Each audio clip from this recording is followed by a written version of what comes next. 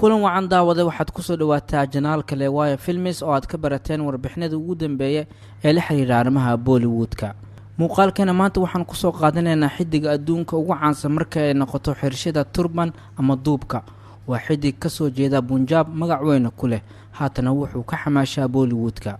waa Diljit Dosanjh oo aan kaga hadlayno warbixintan maanta. xidigan ayaa film jirista wuxuu kasoo bilaabay Punjab Film Industry wuxuuna sheegay markii uu gacanta ku dhigay filimkiisa ugu horeeyay ee Punjabka ah inuu si weyn ula macaamilay. Diljit wareysi uu siiyay BBC Asian Network ayuu arrimo badan kaga hadlay wuxuuna sheegay in dhibaatooyin dhowr uu ku saabsan xagga muuqaalkiisa uu la kulmay. ugu horreyn dad badan ayaa igu dhaheen wiilka xiran duubka inuusan filimada hogaamiye ka noqon doonin. waan ku raacay oo ma jirin wax tusaale ay siiyeen. waxaan ka hadlayaa Punjab film ma ahayn Hindiya films.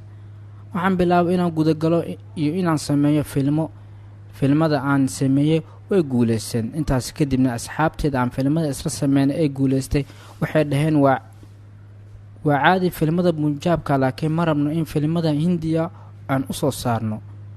yaan u dhiibnaa anaga uma dhiibi karno. Diljit wuxuu xiran yahay duub daawadayaasha Hindiya si aan caadi ahayn ayay u jeclaanayaan.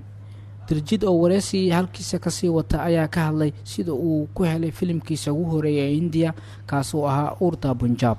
sida dhabta ah waxaan helay filimkayga ugu horeeyay ee Hindiya waxbana kama fikirin inta aanan sameynin ka hor oo ah inaan sameynayo kan amaba in talaabadan aan hor u qaadayo. tana waxay ku dhacday si dabiici ah wax mas'uuliyad ah kuma lahayn. waxaan u shaqeynayaa rabitaankayga ee ma ahan wax qabad bulsho ama siyaasadba. xoogaa waxaan haystaa mas'uuliyad. waxaa jira asxaab oo sameynayso shaqo aad u wanaagsan. waxaan ahay qof isjecel oo asiga iska turjumaya. xidigan ayaa la weydiiyey maadaama uu xiran yahay duub in filimada qaarkood doorarka qaar inta uusan sameynin ka hor uu ka fikiro kuwaasoo way ku jiri karaan door qof sigaar cabo ama doorar kale kuwaasoo xumaan ah maadaama duubka anshaxumadaasi aan lagu barnayn. wuxuuna ku jawaabay ereyada qaar iyo filimada qaar oo aan waqtigaas duubayo kooxdeeda way og yihiin. inta filimada ka hor aan su'aalo weydiiyo meeqa filim ayaan ka soo tegay maxaa yeelay waxaan ku fikiray in filimadaas inay soconayaan laakiin Punjab lagu dilayo.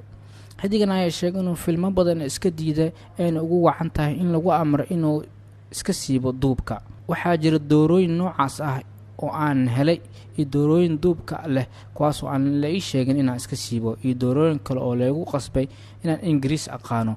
marka hadda diyaar uma ihi waxaan haystaa shaqooyin.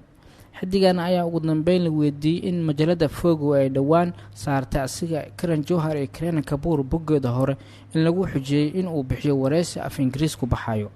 laakiin ma ogolaan inaan bixiyo wareysiga sidaasna aan ku helay Fogo magazine.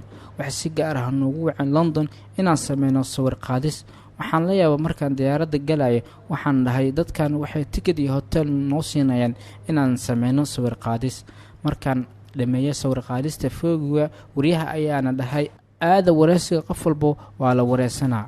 waxay weydiiyeen luqadda Ingiriiska sidaas daraaddeed halkaas waan iskaga soo tegay. waxaan dhahay waad mahadsantihiin kaliya sawirada isticmaala.